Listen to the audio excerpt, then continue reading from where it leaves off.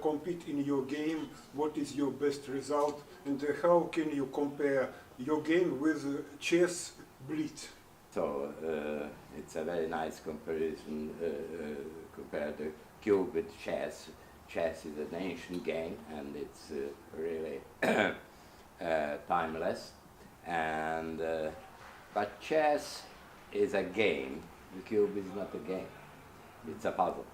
That's a very basic differences. If you have a puzzle and you are solve a puzzle, your opponent not a person, but the rule of the puzzle and nature. So what is possible to do and what is not, and how you can find your way for the solution. For chess, it's all the time is your opponent somebody else, not the rule. You need to know the rule, but both of the players are keeping the rule. But between that, there will be a winner and one loser as well. Especially sometimes happen in the remise. So no winner and loser, nor one loser. So that's I never did and never planned to compete with somebody else. It's not my task. I'm not that type of person. Probably I'm not competitive enough, or not competitive in that sense. So, but it's wonderful to see what they can achieve. Когда вы были маленьким, кем вы хотели стать и в какие игры играли? I think when I was a kid, I didn't want to be older. It's not. It's a very good thing to be remain a kid. But fortunately, time is running and we change. But I like to play, as all of the kids likes to do it. I like to play when it was necessary to use my mind. So I like puzzles very much. I like to play chess, for example, but I like more chess problem solving than to play chess with an opponent. But I remember when I was in school, I played with my classmates blind chess because we were boring in the school hours. So that was a funny thing to play. Nobody see it. Вот в Венгрии кубик называют магическим. По всем другом мире практически это носит ваше имя. Что все-таки в этом кубике больше, магии или математики? What does it mean, magic? Usually we say magic if we don't understand something. And in that sense, when you meet first time with the cube or somebody who can do it, you think it's magic and it's cheating.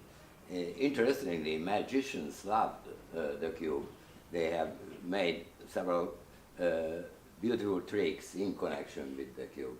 And I'm sure I remember one of the guy in the talent show in America who was one of the winner, and he's really a very talented magician, and he showed many interesting tricks. But usually I'm saying is to solve the cube is not a trick. You don't need any trick. You need knowledge. You need discovering the rules and nature of the problem. So the magic cube, that was the name that I gave to the cube when the very beginning. That's in relationship with the magic square. Probably you are familiar. What does it mean, magic square? Hopefully, if not, you can look after. I don't want to speak about now. Because it's really seems magic what's happening, because we really don't understand. And till nowadays, I have several of that kind of feelings like magic, because it's really a very, how can I say, fantastic fact that so few pieces like in the cube, it's 26 pieces which are moving. It's capable to create these 43 quintillion possibilities, and that's for me it's like an example of how the whole universe is built up with very simple elements, not many different ones, and create so kind of complexity what we had finally life and finally ours. Кубик помимо славы принес вам еще и большие деньги. Вот каково это быть первым миллионером Восточной Европы? I have different ideas about richness than it's me. I never felt myself poor. Poor is who not able to fulfill his wishes. That's in my definition. So I'm not speaking about poverty in a sense you have nothing to eat. I'm speaking about in how can I say, developed or developing area of life. And if you are living in a primitive life in the past, and you are successful in hunting, and your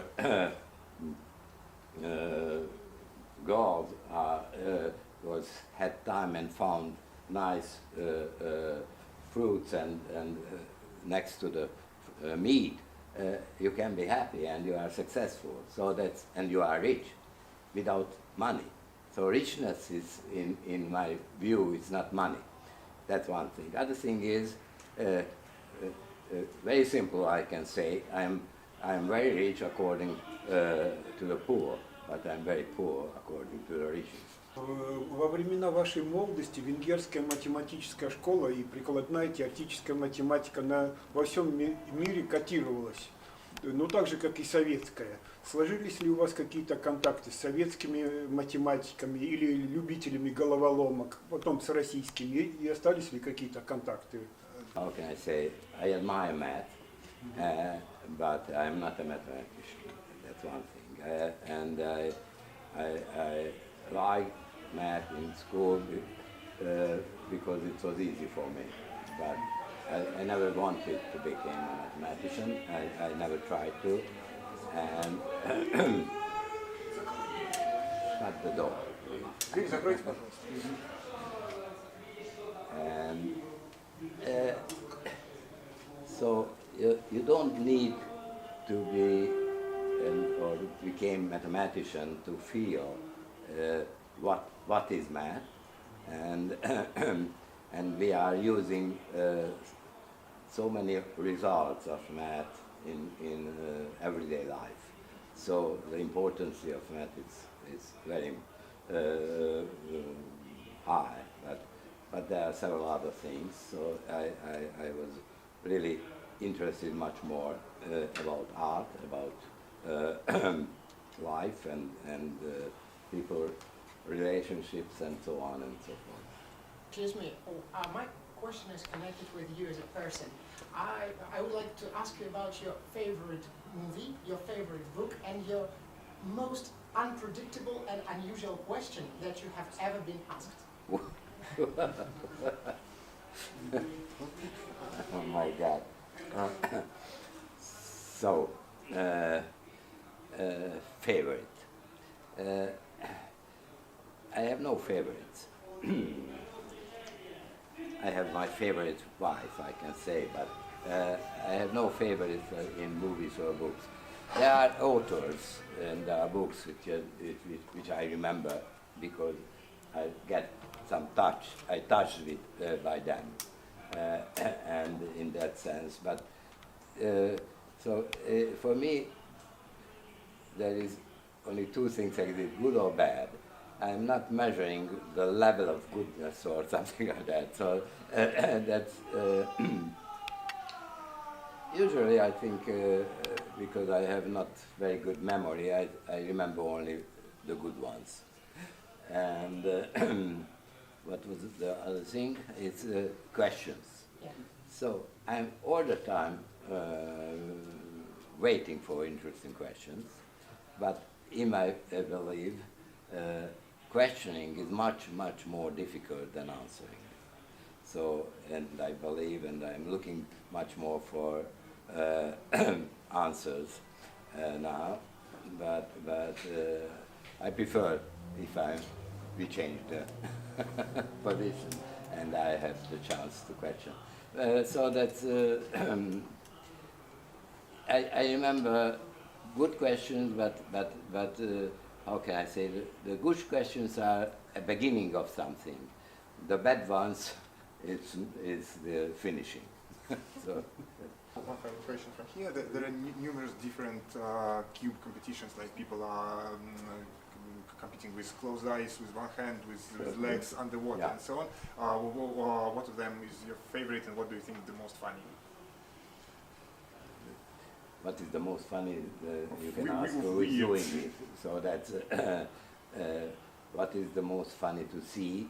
It's not this type of competition and activity is not for entertaining to somebody else, in my view. So it's if you are dancing because you would like to, you feel good. That's absolutely necessary. But you need audience to play with the cube. You don't need that. So that's that is a very personal touch with something. So that's my view. In that sense, you know, it's connected with nature of people. If people like to make some kind of twist on something. So it's they said the common way, it can be boring. So try to do it in another way.